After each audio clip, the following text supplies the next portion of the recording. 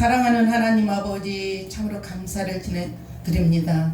아버지, 지난해 동안도 하나님 은혜로 인도하셨고, 아버지 2024년을 아버지 새해도 주님만을 의지하고 맡기며 살기를 원합니다.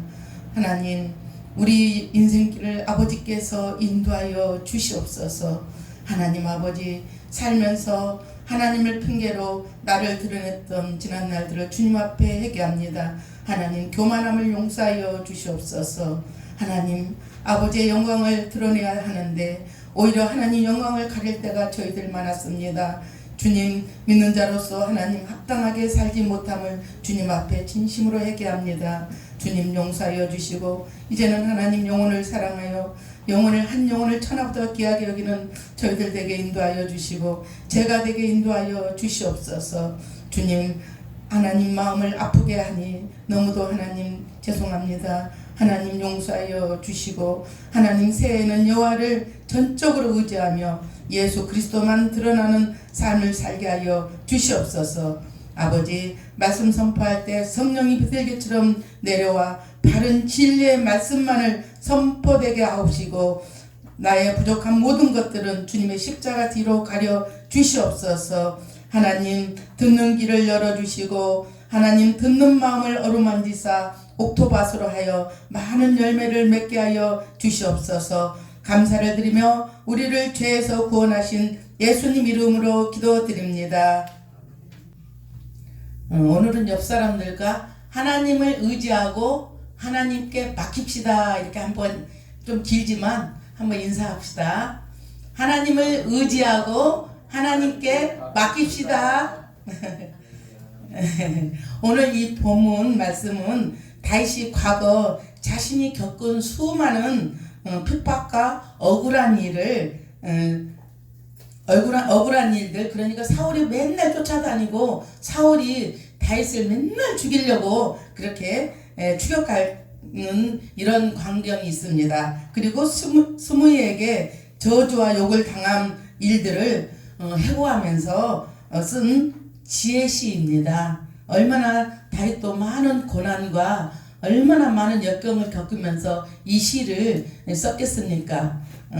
다윗은 정말 파란만장한 인생 역경을 산 인물로서 정말 말년에 지난날을 해고하면서 악인이 번성하는 듯 하지만 결국 악인은 멸망하고 의인만이 하나님의 보상을 받는다는 위로의 말을 노래로 부른 시입니다.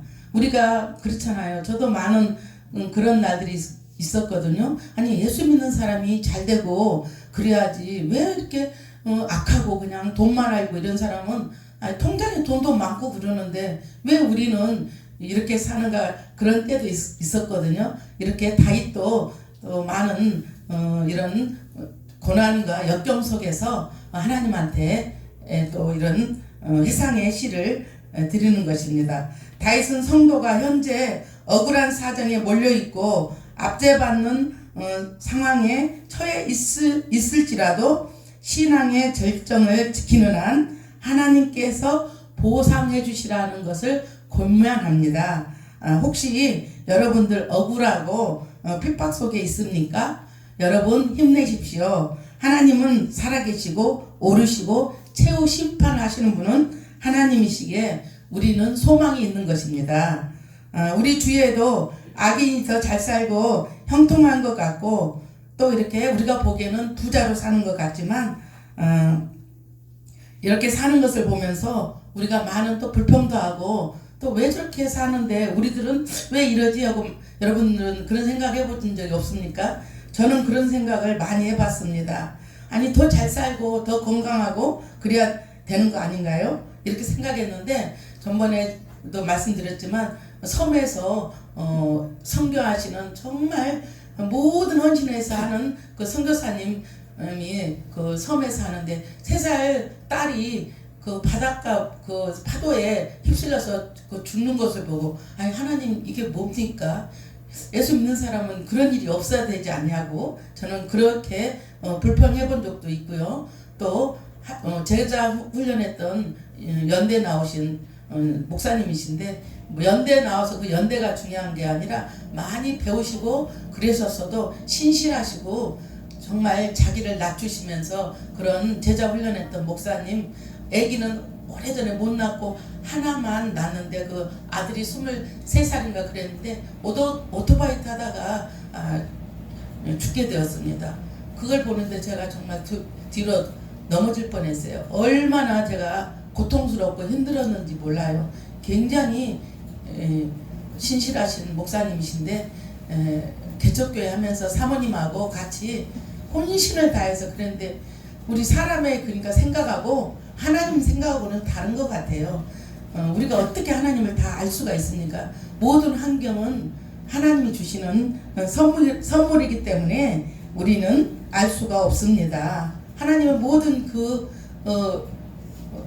일거일동을 우리가 어떻게 다 그 섭리를 알 수가 있겠습니다. 알 수가 있겠습니까? 악인들은 형통한 것 같으나 왜 이런 일이 있을까? 정말 답을 알 수가 없었습니다. 그런데 오늘 말씀을 보면서 그렇다면 악인이 형통하는 듯한 모순된 현실 상황 속에서 하나님의 주권적 심리로 말미암은 종말론적 승리를 믿고 의지하는 성도가 그러면 우리는 어떻게 해야 되느냐고 이렇게 하나님한테 묻습니다. 하나님께서는 첫 번째는 불평하지 말아라 라고 말씀하고 있습니다.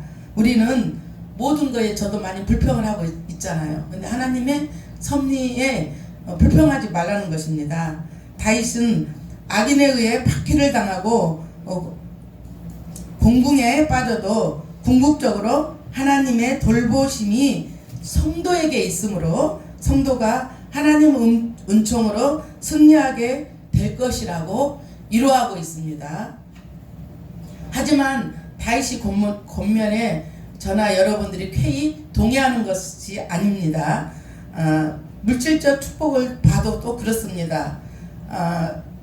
또 물질적 축복도 또 믿지 않는 사람이 많이 복을 받고 또 그런 것 같은 경우도 많잖아요. 그러나 하나님께서 가난하게 하는 것도 이유가 있고 하나님께서 또 부하게 하는 것도 하나님의 섭리에 다 있다는 것입니다. 그래서 우리는 하나님이 어떤 상황이 있을지라도 또 고난과 지금 죽을 형편에 있을지라도 하나님께 불평하지 말라는 것입니다.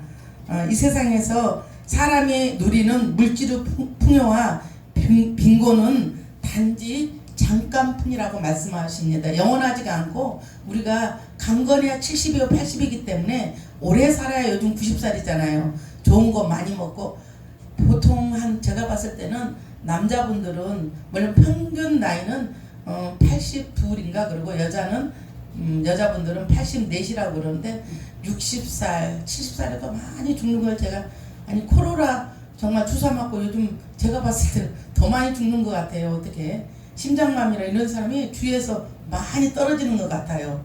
제 느낌인지 모르지만 그러는 것 같은데 전번에 치유학교 목사님께서 선교사님께서 말씀하시는데 그 코로나 주사가 그렇게 우리한테 그렇게 좋은 것만은 아니래요. 그래서 그걸 해독하기 위해서는 그 맞은 사람들은 꼭 비타민 C를 많이 먹어야 피가 응고되지 않는다고 몇 번이나 그러면서 이제 국가와 같이 그 물질하고 같이 그 보건기구 여기가 꼭 믿을만한 데가 아니래요. 어쨌든 그러니까 우리는 어쨌든 코로나 주사 맞은 사람들은 비타민 C를 많이 먹으라고 말씀하는 것처럼 강건해야 오래 살아야 70이요 80이기 때문에 우리가 세상의 것 너무 부러워하지 말고 영원한 생명을 주신 하늘의 소망을 가지고 우리가 오래 살아야 70이요 80인데 우리가 만약에 심장마비로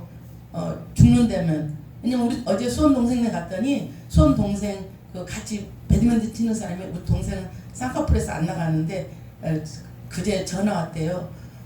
갑자기 운동하다가 심장마비로 팍 쓰러졌는데 우리 두원이도 들었어요.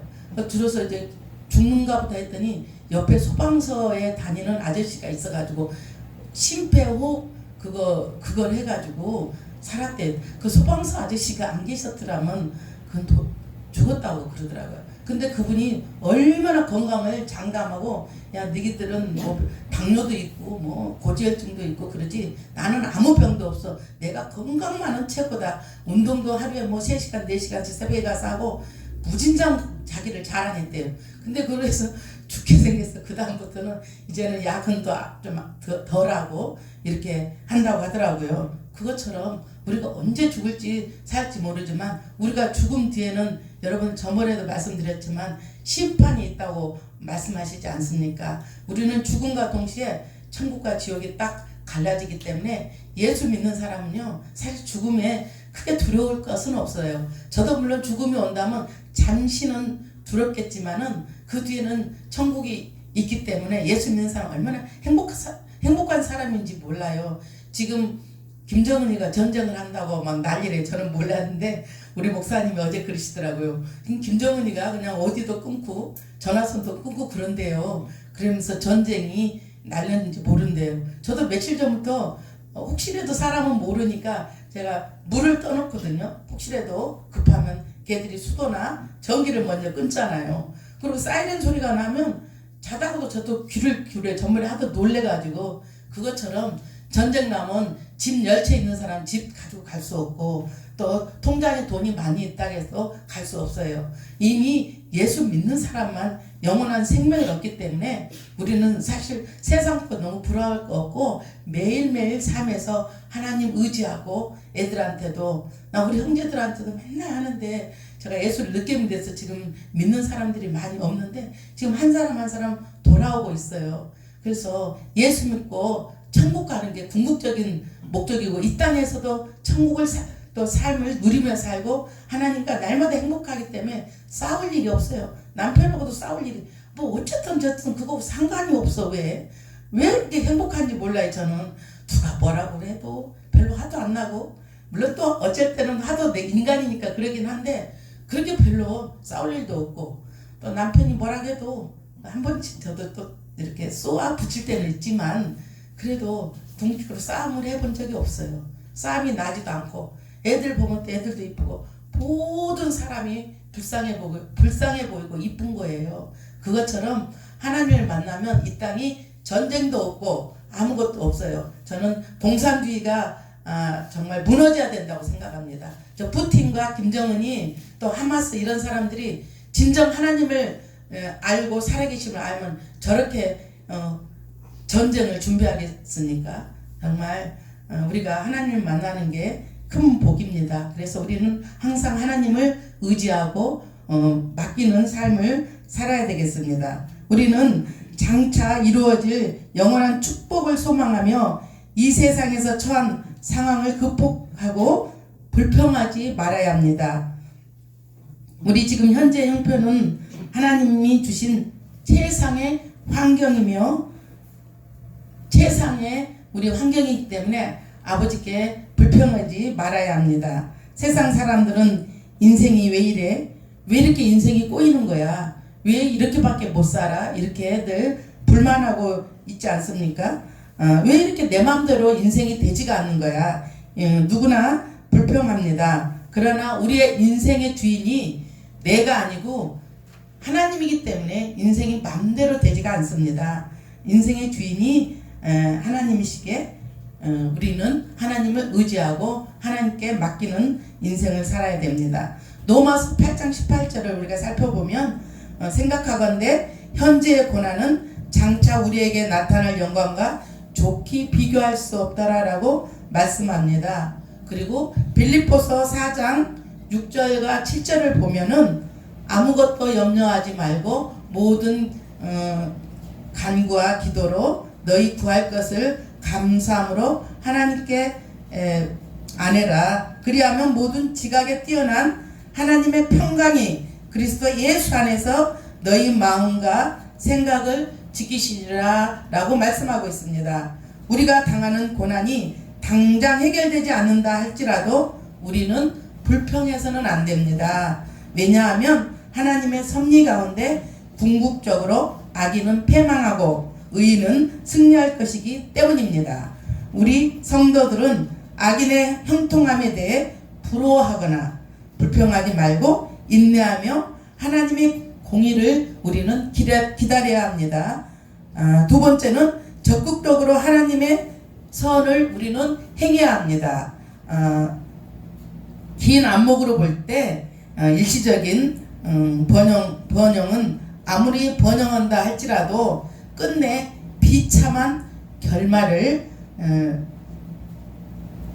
맞을 뿐 아니라 악인이 최종적으로 하나님의 심판대 앞에 영원히 멸망하기 때문에 우리는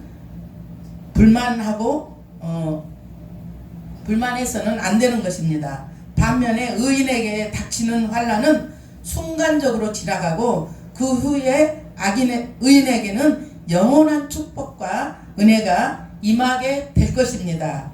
로마서 8장 36절과 39절을 살펴보면은 시험을 참는 자는 복이 있도다. 이것이 옳다. 인용하심을 받은 후에 주께서 자기를 사랑하는 자들에게 약속하신 생명의 면류관을 얻을 것이라고 말씀하고 있습니다. 야고보서 1장 12절을 또 말씀하고 있습니다. 그러므로 우리 성도는 하나님의 복 주심으로 말미암아 종국적으로 형통하게 될 것이라고 믿고 적극적으로 하나님의 선을 행해야 된다고 하나님께서 말씀하고 있습니다. 왜냐하면 영원한 구원의 획득은 여호와를 의지함으로써 주어지는 것이기 때문입니다. 우리는 하나님을 의지하면 하나님께서 일하신다는 것입니다. 그렇습니다. 성도가 이 세상에서 형통하는 것이 자기 힘으로 되는 게 아니라 하나님의 축복으로 가능한 것입니다. 다윗은 사울이 끊임없이 자기를 죽이려고 날마다 찾으러 다니는 힘든 상황이지만 환경에 흔들리지 않고 오직 하나님만을 의지하기 때문에 하나님의 놀라운 섭리와 능력으로 다윗은 축복을 누릴 수 있었습니다. 다윗은 자신의 살아온 지난날을 회상하면서 의인이 여러분 망한 것을 보았냐고 묻습니다. 절대 자기 경험으로는 의인은 망한 일이 없다고 말합니다. 다윗은 여호와를 소망하는 자, 또 행위가 정직한 자로서 하나님의 뜻을 순종하기에 힘쓴 대표적인 인물로 참 하나님의 사랑을 많이 받고 하나님께서 다윗에게 말씀합니다. 너는 내 마음에 합한 자라고 말씀하고 있습니다. 그러므로 저희들도 다윗처럼 하나님 마음에 합한 자로서 살기를 원합니다. 그러므로 우리는 말씀으로 살아갈 때 힘들고 어렵지만 모진 고난과 핍박이 있다 해도 이겨낼 수 있습니다. 우리는 궁극적으로 환난 날에 승리를 보장하시는 하나님을 바라보고 감사함으로 우리가 살아야겠습니다. 마태복음 5장 5절을 보면은 온유한 자는 복이 있나니 그들이 땅을 기업으로 받을 것임이라. 그렇습니다. 온유한 자는 이 땅에도 복을 받지만 영혼의 복을 받는다는 하나님의 기업을 이룰 것이라고 말씀하고 있습니다. 성도가 하나님의 축복을 받는 이유는 하나님을 믿고 의지하는 데 있습니다. 우리는 신앙 때문에 고난 가운데서도 낙심하지 않고 신앙인으로서 승리의 하나님을 바라보는 저와 여러분들이 되어야 되겠습니다. 그러므로 성도 여러분, 긴 인생살이에서 일시적으로 만날 수 있는, 아니 일생 동안 고난이 있다 해도 악인의 형통함이 부러울지라도 우리는 하나님께 불평할 것이 아니라 오히려 우리를 구원해 주실 하나님을 믿고 하나님을 의지해야 합니다.